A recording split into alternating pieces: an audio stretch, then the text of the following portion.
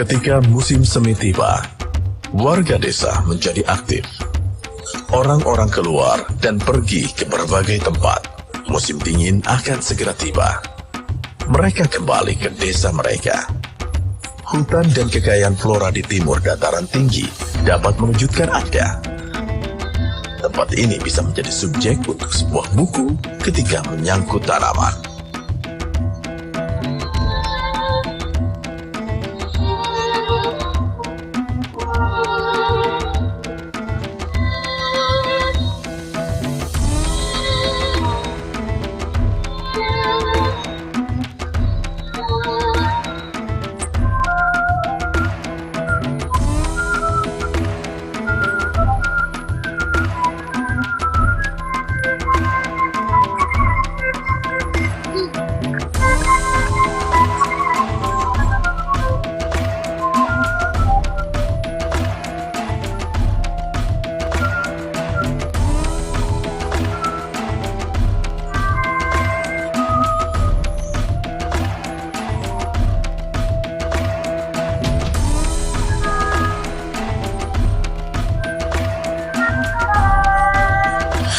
Sekarang kami meninggalkan desa Dikmen ke dataran tinggi lain. Rumah-rumah di sini indah, meskipun mempertahankan kayu sebagai arsitekturnya. Atap dari lembaran logam tersebar luas di daerah tersebut, dikelilingi oleh pohon pinus yang tinggi. Ada pohon beech, kastanye, kapur, as, dan cemara di pegunungan pinus di utara dataran tinggi. Pemandangan hutan lebat yang mengesankan menawarkan pemandangan yang luar biasa bagi para pengunjungnya.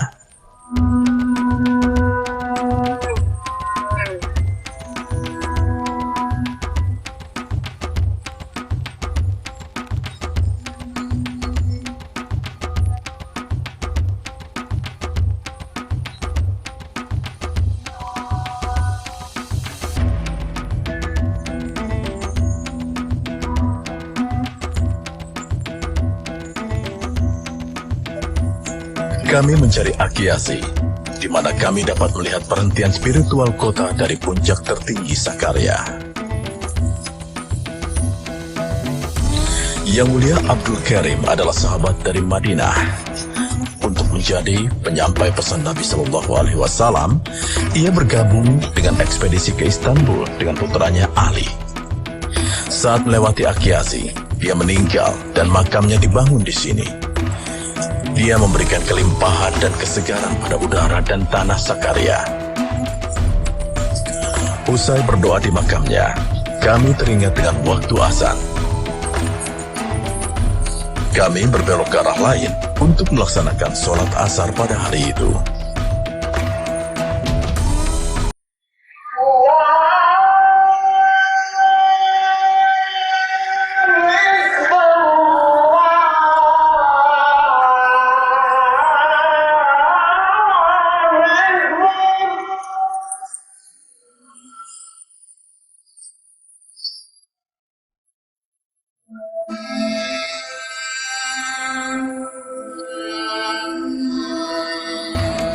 Setelah sholat, mari kita simak informasi terkait Masjid Yunus Pasha.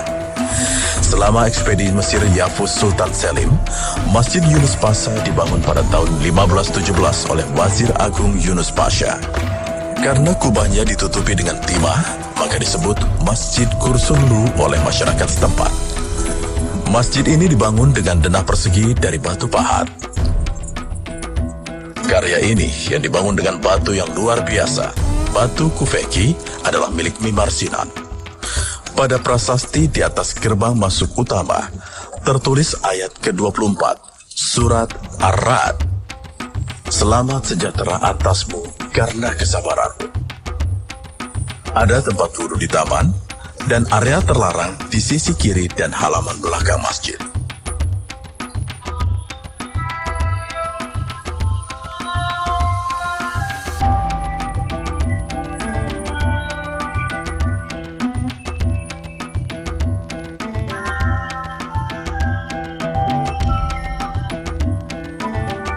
Kami masih punya waktu 2 jam 7 menit sebelum sholat berikutnya, dan kami ingin melihat kota Tarakli.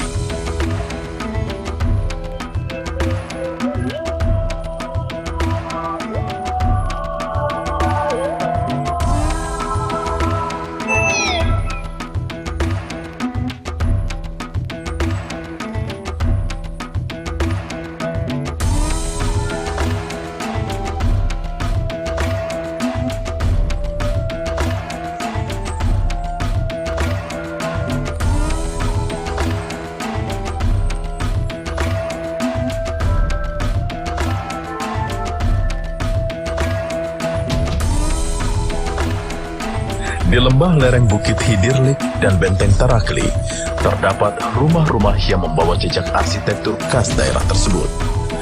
Sebagian besar rumah-rumah ini berusia 300 tahun. Fitur terbesar dari rumah-rumah ini adalah gaya 3 lantai kota Utsmaniyah.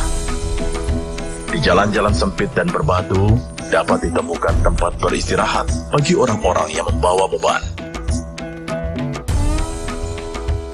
Di sini, kami mengambil waktu sejenak untuk beristirahat dan bersantai.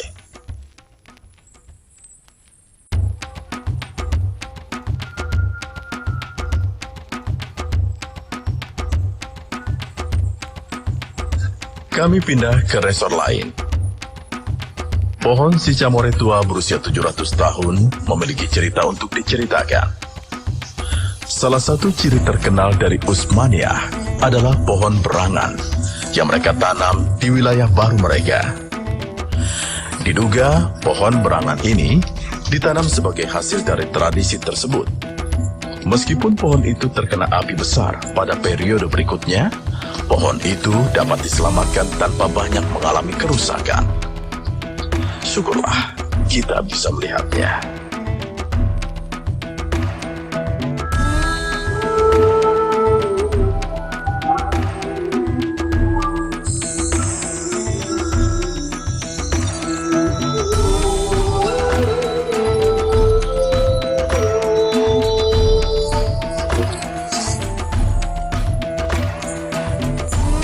Dalam tradisi kuliner Turki, sejarah sendok kayu berawal dari dinasti Seljuk. Dalam buku Divano Lugatu Turk, karya Gaskarli Mahmud, kata kasuk dan karmunch mengacu pada sendok yang kita gunakan saat ini. Sendok kayu yang dibuat secara terampil oleh para tetua kami, kini dibuat di Tarakli.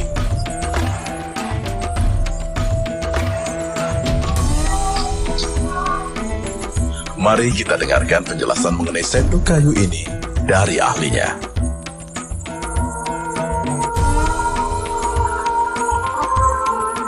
Kami mengerjakan seni sendok ini. Kami mencari nafkah dari ini dan ada juga pertanian dan peternakan selain itu. Kami mengerjakan seni sendok. Kami mulai bekerja dengan ayah kami pada usia sekitar 10 tahun. Kini aku sudah berusia 60 tahun dan telah melakukan pekerjaan ini selama 50 tahun.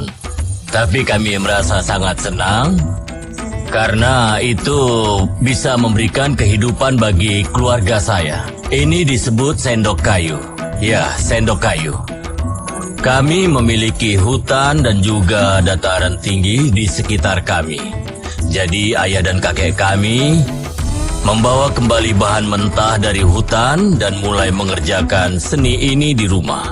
Kami juga melakukan hal yang sama. Kami biasanya mengerjakannya ketika kami memiliki banyak waktu senggang. Ya, karena kami harus fokus melakukannya.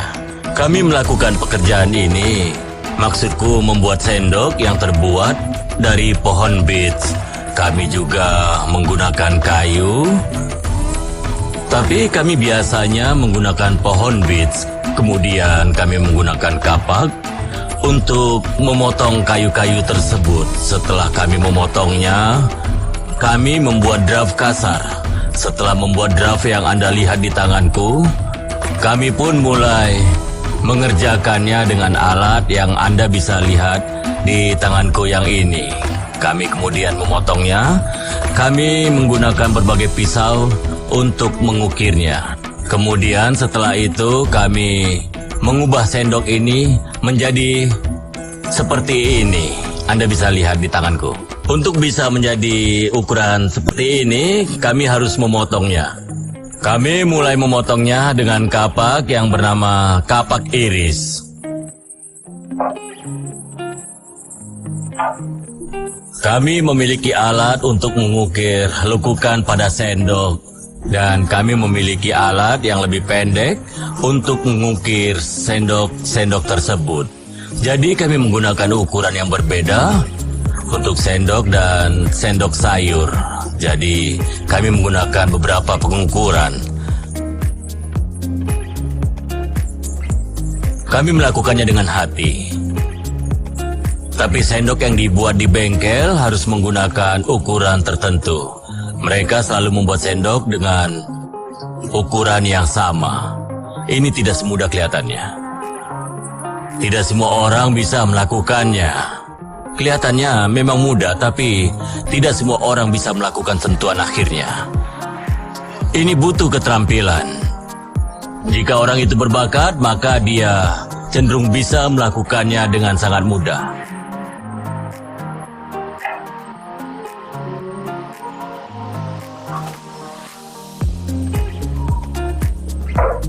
Sekarang kita akan mencoba untuk mengukirnya.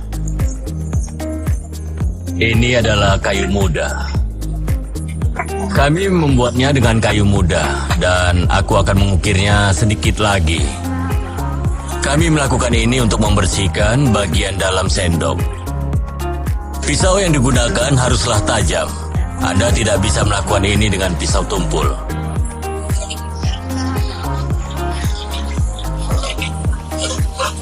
Alat yang sedang aku pegang ini adalah pisau sendok.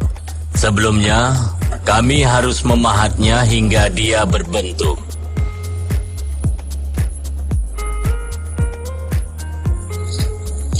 Kalau untuk yang kasar, Anda gunakan dengan kapak.